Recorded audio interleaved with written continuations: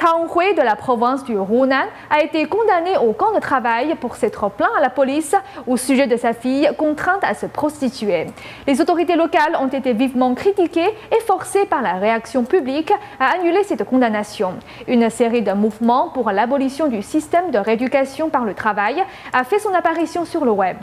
Des lettres ouvertes demandant l'annulation de la décision du Conseil d'État sur le système de rééducation par le travail ont été publiées et signées par les internautes. Voici notre dossier interdit du jour. Tang Hui, surnommée mère pétition, a été décrite par les internautes comme la mère la plus tragique de l'histoire.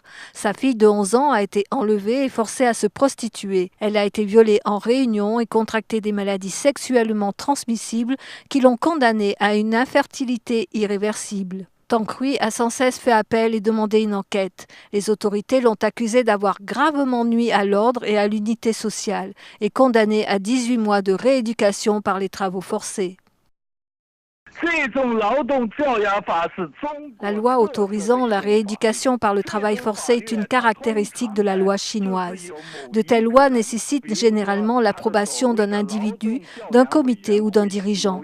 Sans passer par un processus judiciaire, cela prive les citoyens de leurs droits.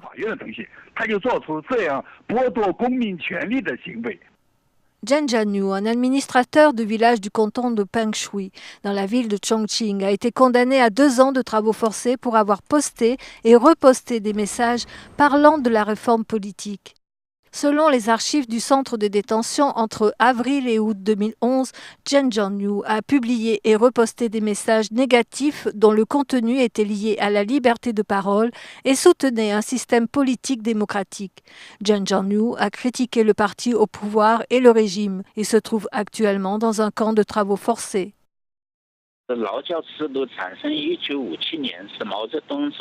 Le système de rééducation par le travail a été établi par Mao Tse-tung en 1957. Il devait s'occuper des individus droitistes. C'est contraire à la Constitution. Mao trouvait plus facile de s'occuper des dissidents et des pétitionnaires sans passer par le système judiciaire. Cela contourne la loi et a été préservé jusqu'à aujourd'hui.